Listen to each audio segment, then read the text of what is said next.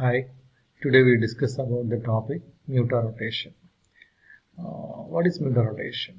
If you take the crystals of alpha-D-glucose are solid, and if you took the crystals of alpha-D-glucose and put in water or you make a solution and measure the optical activity. So before that, let me to remind you, Mutarotation is about the optical activity, the property of optical activity of the sugars. Sugars means especially the monosaccharides. So here we are taking an example of glucose as an example to illustrate the term Mutarotation. So you know what is optical activity? So it is dextro and levo. The compound can show optical activity both as dextro as well as levo. They are the clockwise and anti-clockwise direction and denoted as plus or minus sign. So if you prepare if you take a freshly prepared solution of alpha-D-glucose and if you measure the optical activity, and the optical activity will be plus 11.2 degree, and if you kept the solution for some time and if you measured the optical activity at a regular interval of time, what you can see is the optical activity decreases from the value plus 11.2 degree. What is that? Plus indicates the alpha-D-glucose is dextro in nature, dextro-rotatory in nature. So the value goes on decreases and finally it reaches a constant value of plus 52.7 degree and then remains steady. There is no change. And similarly, if you took some crystals of beta-D-glucose and you just make a solution of this one and you measure the optical activity, and initially the value will be plus 18.7 degree, and that value will gradually increase and it become a steady value of plus 52.7 degree.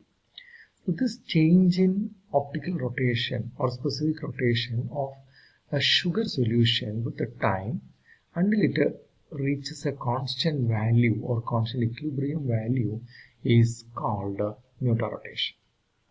So actually, what is the reason for Mutarotation? The reason is this one. If you took some alpha-D-glucose and put in water, then what happens is this alpha-D-glucose will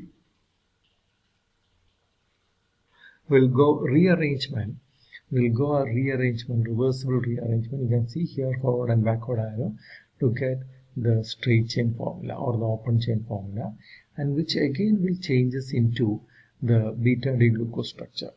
So if you took the alpha-D-glucose, it become open chain as well as the beta-D-glucose structure. It will get interconverted.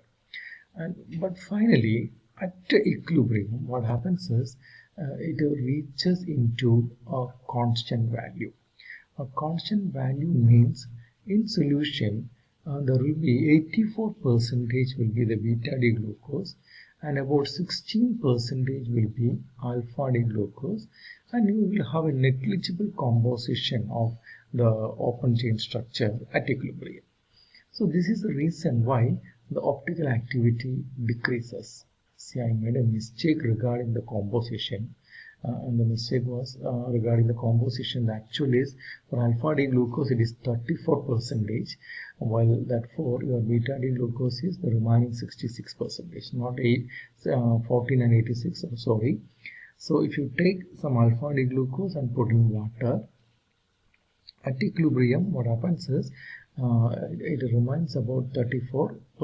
That means if you take 100 gram of alpha-D-glucose and put in water, at equilibrium only there will be 34 gram of alpha-D-glucose and remaining 66 gram will be beta-D-glucose, and a very small percentage will be the open chain structure. So this is the reason there is an interconversion. That's the reason why this optical rotation for alpha-D-glucose decreases, while for beta-D-glucose it is increasing, because if you take a small composition, a small value of beta-D-glucose, actually it will increase. It will increase at equilibrium into 66%. There's more composition. that is called anyhow the mutarotation. And one more point, in this figure these values are wrongly given as plus 112, plus 52.5, plus 19. These are the actual value, plus 112.2 degree and 52.7 at equilibrium and plus 18.7 for the beta D glucose. I hope it is clear for you, and we'll continue with the discussion.